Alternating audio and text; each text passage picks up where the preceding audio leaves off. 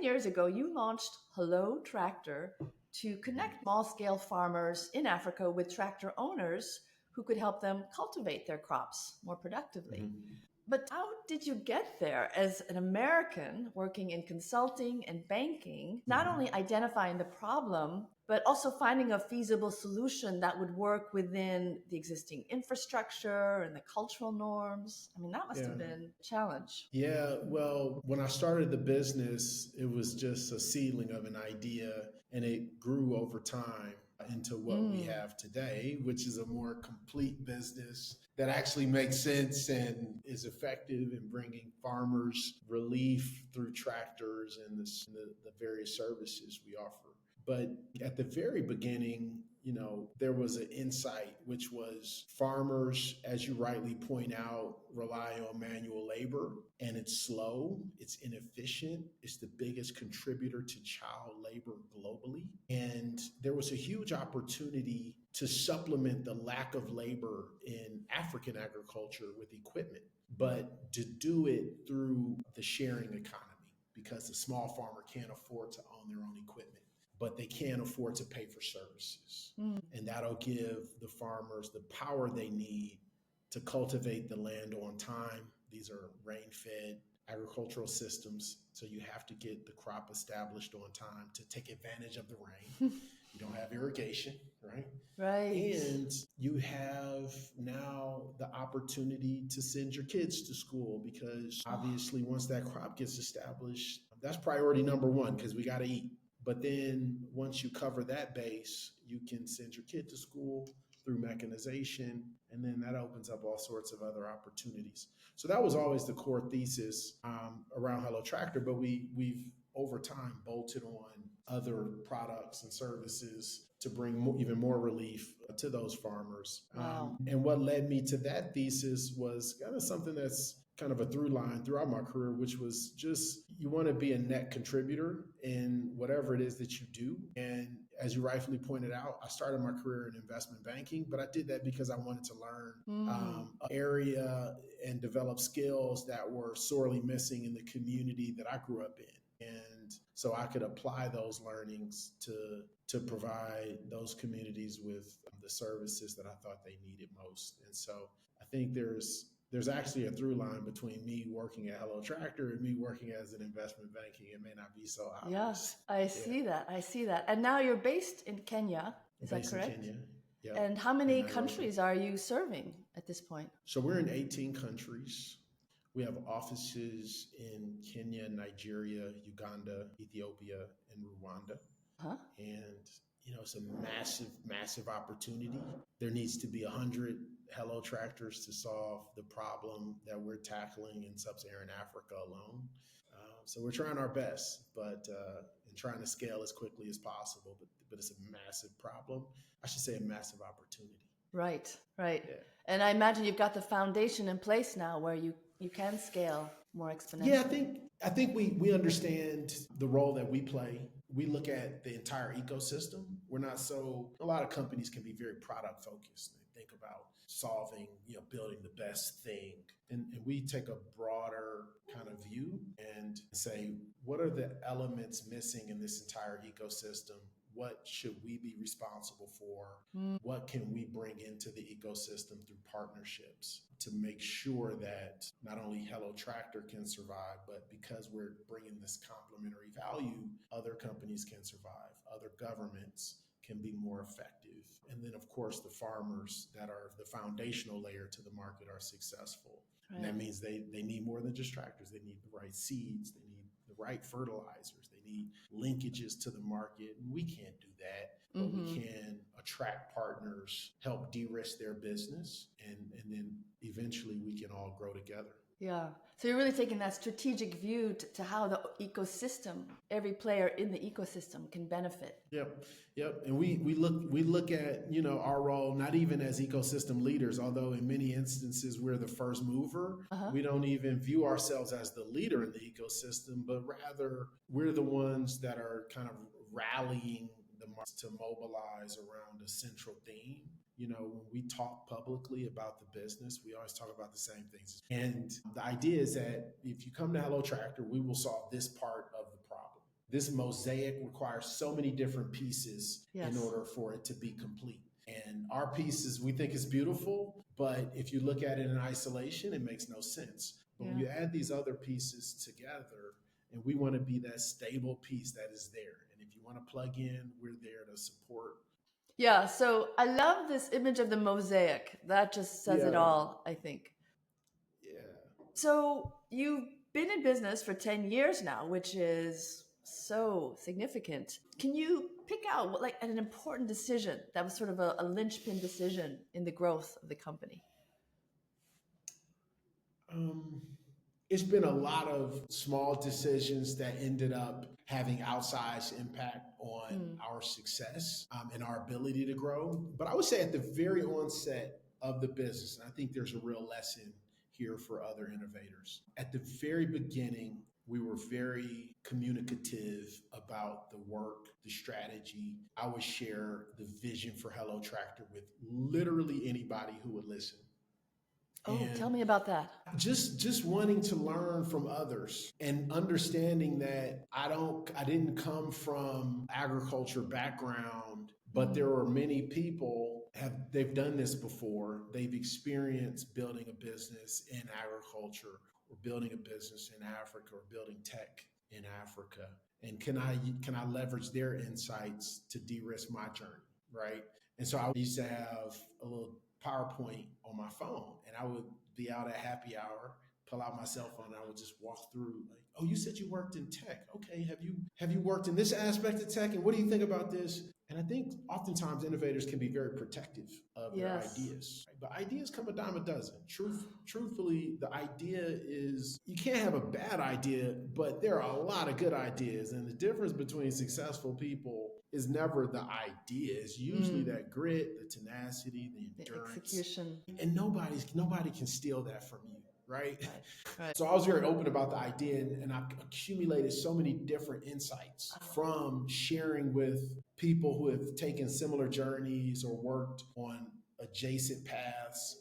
And some of the things that came out from those conversations was, well, number one, there's an elevated risk profile. It's an undercapitalized market. Mhm. Agriculture is inherently a difficult industry, even in the most mature markets, razor thin margins, high risk. And so that helped me guide how I would even raise capital in the market for my business. I Mm-hmm. prioritize slow and steady growth over the venture investment that was being offered to us at the time.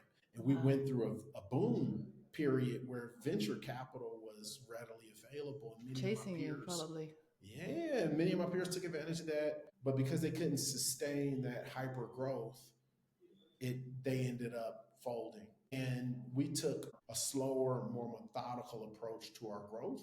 We attracted strategic investors like John Deere, who are much more patient, but also bring other Mm. things to the table besides capital. And that proved to be a winning strategy.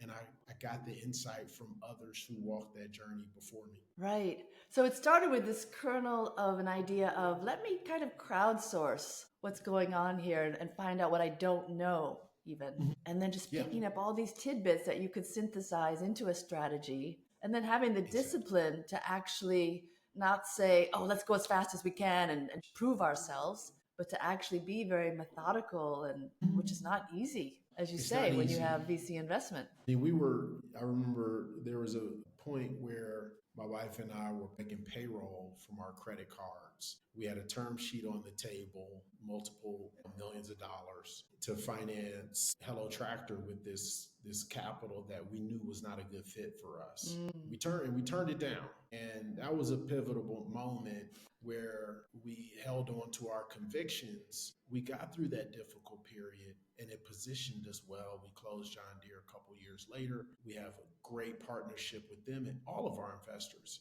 But it's that discipline rooted in a conviction that I understand what I'm building. I know there's real value, but we need the right partner sitting with us around the table and taking this journey with us. And structurally, VC money just did not make sense. And I think some of Uh-huh. my training in finance helped me understand that along with these conversations Yeah, I bet. with other But how did entrepreneurs. you have that conviction in the moment where you're looking at your credit card bill on the one hand and this Yeah. term sheet that in the short term could solve that problem? Yeah. How do you have the Well, conviction? I think it was my understanding of capital markets because I didn't see it as solving the problem.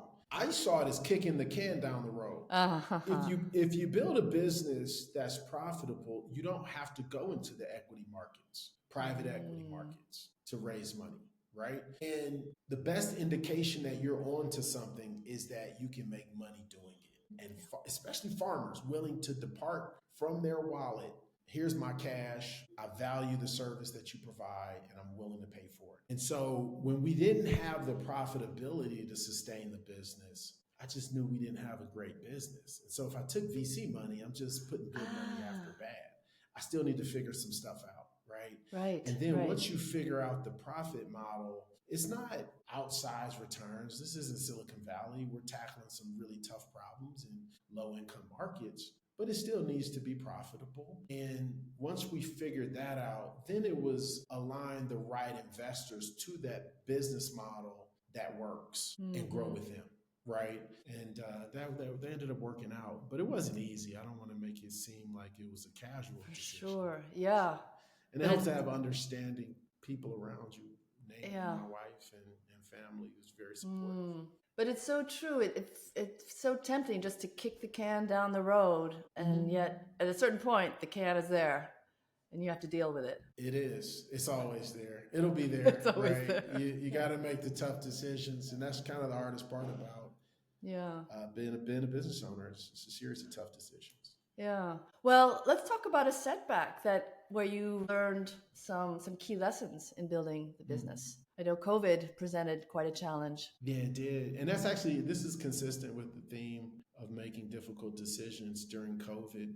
We saw our supply chains collapse. We couldn't get our technology that we fit onto the tractors into the market. Tractors literally could not leave. There were restrictions around the movement of people and assets. Mm-hmm. So that pretty much killed our two revenue streams. And we ended up having to reduce payroll just to preserve cash to get us through this uncertainty. I asked my leadership team to go on zero salary, which they agreed to, and that was an incredibly inspiring moment for me as a leader, and to have that and see that kind of commitment from the team. Our middle management went on 50% salary. We didn't Uh-huh. touch our entry level employees, and we didn't have any turnover during that period. And we stayed on zero salary for an entire year, the leadership team. And we slowly built back the salaries for middle management. And during that time period, we were able to launch some of the most transformative products in the history of Hello Tractor. We started financing tractors under our pay as you go tractor financing program, where we're putting income generating assets into the hands of traditionally unbanked entrepreneurs so they can now own tractors and reach more farmers while generating income for themselves through this financing program that came out of COVID. But I think more importantly, it's just the inspiration of knowing that you've constructed a team of people that are in it for the right reasons, mission oriented, and willing to sacrifice for the greater good. We were able to repay those salaries because we came out of COVID actually much stronger than when we Mm. went in, but we didn't know that at the time. And to maintain that retention and not only physical bodies, but bodies that were inspired to build transformative products that are scaling out of a very, very difficult situation, I think was a really inspiring moment for me Yeah, I bet. and What Hello Tractor. enabled you to be so resourceful during that COVID period? Well, the lesson that I learned from that is we did know that we were going into a challenging time. And we knew that we would need to make tough decisions. And you just got to rip the band-aid off, right? Mm. We're going through a period right now in global agriculture that's not as disruptive as COVID, but it's a challenging time, and maybe even more challenging because we have commodity prices going down for row crops. We've had dramatic escalation in input prices and inflation throughout the agricultural supply chain. So farmer Very profits are systemic. being squeezed. Yeah, and just the ability to read the tea leaves and make the necessary decisions to preserve the business for the long run, I think it was a lesson that came out of COVID that we continue to manage the business by. You had also mentioned how the team really stepped up and they understood how interconnected their efforts were and how you put into place metrics. Can you elaborate a little bit on that? I'm curious about how this rigor played out. Well, it was a lot going on during COVID, and we knew that we couldn't manage the external environment, but we needed to really become much more disciplined in our performance management. We needed to figure out a way to institutionalize the interconnectedness of the business and have that expressed in our performance management systems. Yeah. If there's a team that's underperforming, it has a material impact on everyone else. And because we have a small company, people come to work for the mission, but we also come to work for each other, right? We have friendships and real relationships, and that's one of the beauties of working at a small company. We got a little over 100 people in the company, and we know each other, and we work closely together, and we're in the trenches together. And during COVID, that was a real bonding moment because we were really in the trenches. And to be able to have that interconnectedness expressed in very thoughtful performance management, we use OKRs, I think it was useful in bringing that alignment and focus even when things got really difficult. And that was born out of if I can I'm really curious though, because a lot of companies have OKRs, but then they're not really following them, or some teams are, some teams aren't. How did you kind of create this culture where it was something important? So you can have a structure without accountability, right? Yeah, I think a lot of for people sure. do that. I think there's a conviction is what pulls you to accountability, right? Because if your conviction rests with the mission and you serve at the pleasure of that mission, you won't let yourself or other individual contributors get in the way of the accomplishment of that mission. I talk to my board all the time about, am I the right leader for this phase of the company? I've been at it for 10 years now. I find it very difficult to believe that I am maturing as a leader at the rate necessary to continue to push this organization forward. And I can only ask that my board, folks closest to me, can be honest and give me that feedback and say, Jehiel, you're right. It's time to move on. And I will graciously bow out. It will not be an easy thing, but Hello Tractor is not a Jehiel story. It's a story about transforming the economic landscape of sub-Saharan Africa. It's bigger than me. It's bigger than any individual contributor. And that accountability to the mission is what makes reinforcing things like performance management easier. It also makes difficult decisions around things like headcount and payroll a lot easier, right? Because you're not committing to the individual, you're committing to something bigger. And it's not about you. It's about the greater good. Yeah. As corny as it sounds, Renita, is the honest to God truth. Yeah, I get that. And I can just see how you exude this, so your team gets it too, and it's contagious. I hope so. No, we got a good team. We have a great team. So, last question. We've talked about how the most successful founders aren't the ones who are, necessarily get the best luck or the most good luck. They're the ones who get the best return on luck. So what's an example of good or bad luck that you've had and how you made the most of it, really just leveraged it? Very early at Hello Tractor, we had an opportunity to join this Echo and Green Fellowship. It's a fellowship for social entrepreneurs. Great organization. And shout out to Sherry Ann. Yeah, Sherry Ann, your friend who's there. Cheryl's doing an amazing job leading the organization. They gave some fellows an opportunity to speak during one of their big events. And I was one of the entrepreneurs. And they paired me with a speech coach, which was my first time even engaging with that type of profession. And place us in time. When is this? How many years ago? It's around 2015. Okay, so early on in the company. Very early, very early. So I did this speech coach. He gave me some tips. Short session, maybe 30 minutes. But I took full advantage of it, right? This is my first time having that opportunity. Literally 3 months after, maybe I'm off by a month or two. But very shortly after that experience, I was asked to host a panel. At the time, I did not know it, but it was revealed to me the night before the event that I would be hosting a panel for President Obama and President Kenyatta, right? Two sitting presidents. And I immediately went back to the speech coach and the tips he gave me in that experience. I'm not a natural public speaker. I did not have comfort in that, but that training came at just the right time, and it was just enough confidence to give me the comfort to do this and do a good enough job where it opened up opportunities for Hello Tractor. We were able to join, we got appointed to a White House Advisory Council shortly after that, which then opened up opportunities with some of the biggest companies on earth for partnership who are also a part of this advisory council. And it was this little Hello Where Tractor. the John Deere part. John Deere was born out of that because we got that elevated visibility from this panel. Wow. And it just catalyzed so many different opportunities, and specifically with the government, because, I mentioned ecosystem earlier, right? And the government plays such an important role in agriculture globally. And being able to bring in the weight of the US government, even into some of the activities that we're engaged in, through things like USAID or through things like the State Department, both from a policy perspective, but also Hello Tractor's too small to invest in, vocational training programs, but we need it in our market. But USAID is well positioned to invest in those things. And it was through those relationships where those opportunities became available, and it was sheer luck. But being ready to meet the moment is what created the subsequent opportunities. But it was a lot of luck, and it's kind of mind blowing. We gotta still laugh about it because it's such an out of body experience to go from,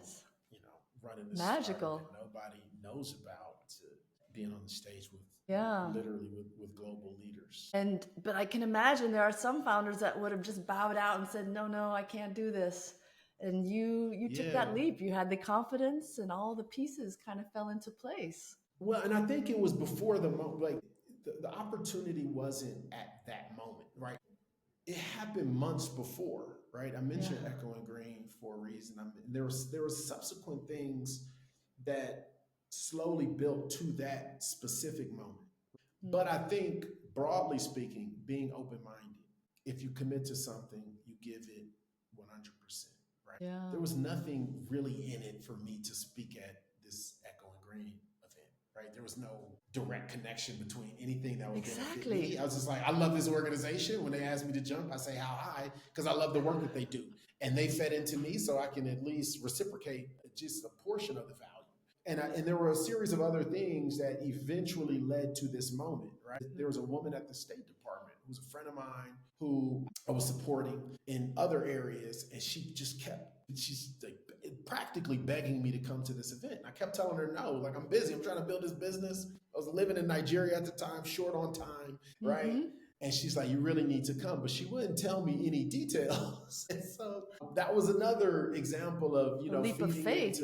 Exactly. And just feeding into people and being generous and approaching things with the right intentions. And then eventually you get a return on that investment, and you never know how or when, but it always comes back. So just, be a good person and try your best to serve others in your community, and it comes back, Wow. And that's an example of that, I think. That is such a great example of that. And the idea of return on luck as well. So thank you.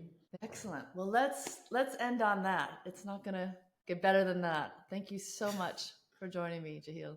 Thanks, Renita.